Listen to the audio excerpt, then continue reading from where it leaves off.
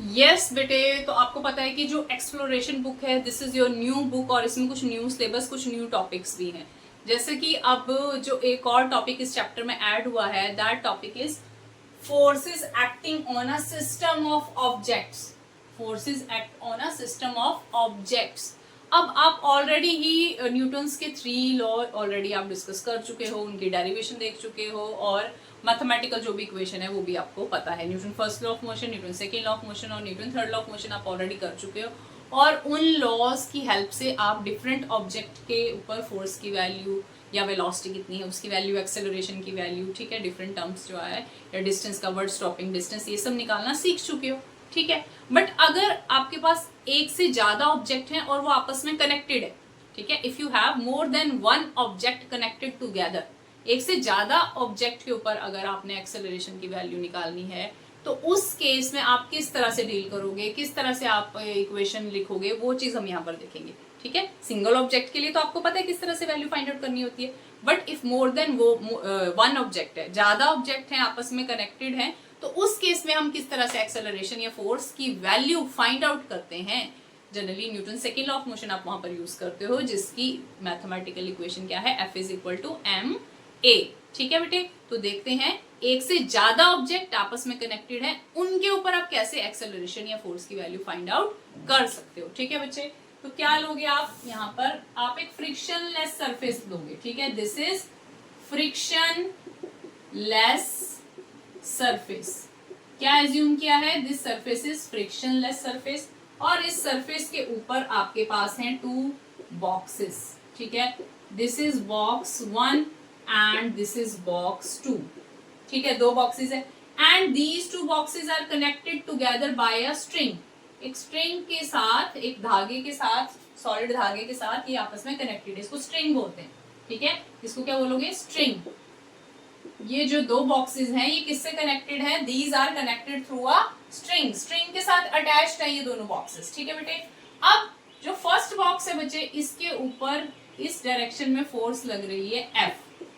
First box के ऊपर external force, बाहर से कितनी फोर्स लग रही है, F एक्सटर्नल, कैसे लिखोगे, F external applied on box 1, ठीक है। बॉक्स 1 के ऊपर कितनी फोर्स लग रही है, एक्सटर्नल फोर्स कितनी लग रही है, F एक्सटर्नल फोर्स या F फोर्स लग रही है बॉक्स 1 के ऊपर, ये एक्सटर्नल फोर्स है बच्चे। तो अब क्या होगा बच्चे, ये फोर्स बॉक्स 1 के ऊपर किस डायरेक्शन में लग रही है, this is left and this is right. तो राइट डायरेक्शन की तरफ लग रही है एक्सटर्नल फोर्स बॉक्स 1 के ऊपर, ठीक है, बॉक्स 1 के ऊपर राइट डायरेक्शन की तरफ लग रही है एक्सटर्नल फोर्स। तो अब ये दोनों आपस में कनेक्टेड है स्ट्रिंग के थ्रू, इस पर फोर्स लगने की वजह से इसके ऊपर भी फोर्स लगेगी, आपस में कनेक्टेड है। जब इसको उस तरफ से फोर्स लग रही है तो क्या होता है बेटे, स्ट्रिंग के थ्रू कनेक्टेड होने की वजह से इस स्ट्रिंग में टेंशन प्रोड्यूस हो जाएगी, खिंचाव प्रोड्यूस हो जाएगा, ठीक है। जब इसको फोर्स लग रही है उस डायरेक्शन की तरफ, इस बॉक्स को कोई खींच रहा है तो, और ये आगे से कनेक्टेड है दूसरे बॉक्स के साथ, तो इस स्ट्रिंग में एक खिंचाव प्रोड्यूस हो जाएगा जिसको क्या बोला जाता है, टेंशन। क्या प्रोड्यूस हो जाएगा इस स्ट्रिंग में, टेंशन, जो कि एक फोर्स है, tension produced in a string, जो कि एक फोर्स है, और उस टेंशन फोर्स को हम T से डिनोट करते हैं बेटे। तो टेंशन की डायरेक्शन क्या होगी, टेंशन T प्रोड्यूस हो रही है बीच में, बॉक्स 1 के ऊपर जो खिंचाव प्रोड्यूस हो रहा है, यहाँ पे बॉक्स 1 आपका सेकंड बॉक्स से कनेक्टेड है, इसीलिए इसमें खिंचाव प्रोड्यूस हुआ, टेंशन प्रोड्यूस हुई स्ट्रिंग के अंदर। तो ये टेंशन क्या करेगी, इस बॉक्स को इस तरफ हल्का सा फोर्स फील होगा, इस बॉक्स को इस तरफ फोर्स फील होगा जब आप उसको उस डायरेक्शन में एक्सटर्नल फोर्स दे रहे हो, तो वो टेंशन की डायरेक्शन क्या होगी, लेफ्ट, ठीक है। जो टेंशन लग रही है बॉक्स 1 के ऊपर उसकी डायरेक्शन क्या होगी, लेफ्ट, और बॉक्स 2 भी फोर्स फील करेगा, टेंशन फोर्स जो है वो बॉक्स सेकंड भी फील करेगा और उस डायरेक्शन, उसकी डायरेक्शन क्या होगी, राइट, ठीक है। बॉक्स 2 जो टेंशन फील कर रहा है, जो खिंचाव महसूस कर रहा है इस बॉक्स को खींचने की वजह से F फोर्स से, उस टेंशन फोर्स की डायरेक्शन क्या होगी, राइट डायरेक्शन होगी, ठीक है। तो दोनों के बीच में टेंशन फोर्स कितनी है, T, ठीक है। तो ये जो फोर्सेस प्रोड्यूस हुई है बीच में, ये जो फोर्स है टेंशन फोर्स, इस टाइप की फोर्सेस को क्या बोलते हैं, इंटरनल फोर्स।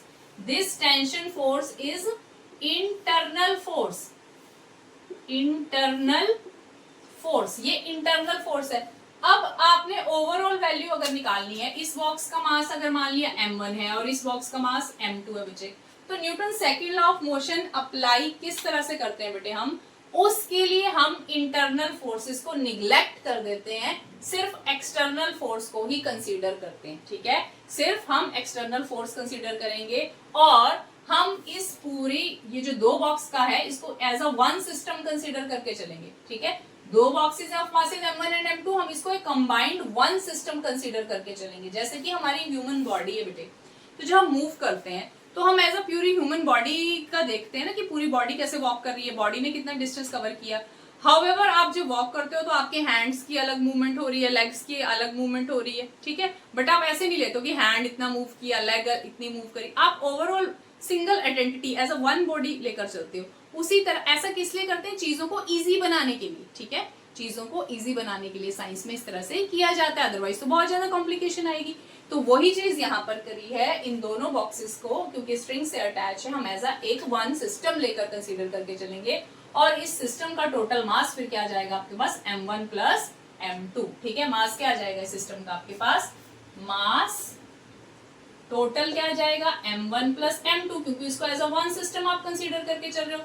फोर्स कितनी लग रही है, फोर्स अप्लाइड कितनी है आपके पास, force applied is F external, internal force को तो आपने निग्लेक्ट कर दिया। तो from Newton second law, from Newton second law आपको क्या पता है, F इज इक्वल टू क्या है ma, तो वैल्यू पुट कर दो। F की वैल्यू क्या है, फोर्स अप्लाइड कितनी है F एक्सटर्नल, मास कितना आ गया सिस्टम का m1 प्लस m2, और एक्सेलरेशन कितनी प्रोड्यूस हुई, मूवमेंट कितनी हुई, उसको a से डिनोट कर लेंगे हम। तो यहाँ से एक्सेलरेशन की वैल्यू कितनी आ जाएगी, a एक साइड रहेगा, f external m1 bye m2 क्या जाएगा डिनोमिनेटर में, f external divide by m1 plus m2। This is the value of acceleration which we have calculated from the Newton's second law of motion whose equation is F is equal to ma। ठीक है, तो इस तरह से हम value find out करते हैं अगर एक से ज्यादा ऑब्जेक्ट भी आपस में कनेक्टेड हैं। स्ट्रिंग से कनेक्टेड थी इसलिए टेंशन फोर्स का कंसेप्ट आया यहाँ पर। हायर ग्रेड्स में आप ये भी सीखोगे कि इंडिविजुअली कैसे हम एक बॉक्स के लिए इक्वेशन ऑफ मोशन लिखते हैं, फिर सेकंड बॉक्स के लिए इक्वेशन ऑफ मोशन लिखते हैं F is equal to ma से। ठीक है, और फिर हम अलग अलग उन इक्वेशन को आपस में सॉल्व करते हैं और फिर हम एक्सेलरेशन या फोर्स की वैल्यू जो भी आपको क्वेश्चन में पूछे वो फाइंड आउट कर सकते हैं। अभी के लिए 9th ग्रेड के लिए आपको ये समझना है कि कैसे हम लिखते हैं कंबाइंड सिस्टम के लिए, उसको एज अ वन हम एक सिस्टम कंसीडर करके चलते हैं, सेपरेटली ट्रीट नहीं करते, इंटरनल फोर्सेस को निग्लेक्ट करेंगे, सिर्फ एक्सटर्नल फोर्स कंसीडर करेंगे। और दिया हुआ है आपको जो आपका सरफेस है that is the frictionless surface. ठीक है, so this is your topic, forces acting on a system of objects. ठीक है बेटे।